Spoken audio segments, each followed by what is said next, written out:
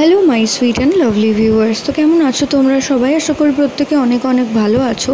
তো আজকে তোমাদের সাথে কথা বলবো গর্ভাবস্থায় গর্ভবতী মায়ের পেটের আকার দেখে কিভাবে তোমরা বুঝবে যে গর্ভের আগত সন্তানটি একটি ফুটফুটে কন্যা সন্তান আসতে চলেছে। তো সেই বিষয়ে আজকের আলোচনার পাশে থাকতে অবশ্যই চ্যানেলটি সাবস্ক্রাইব করে রাখতে হবে, কারণ প্রেগন্যান্সি রিলেটেড নানান ভিডিও কিন্তু এই চ্যানেলে আপলোড করা হয়ে থাকে।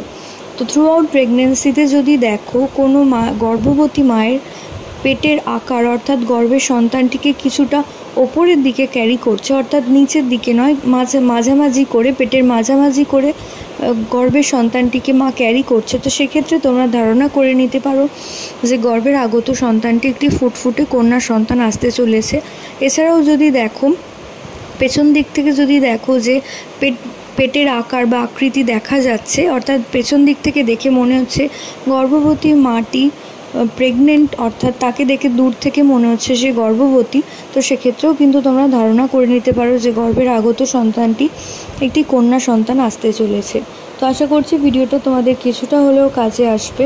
প্রত্যেকে ভালো থেকো, সুস্থ থেকো এই কামনা করে ভিডিও এখানেই শেষ করলাম। নমস্কার।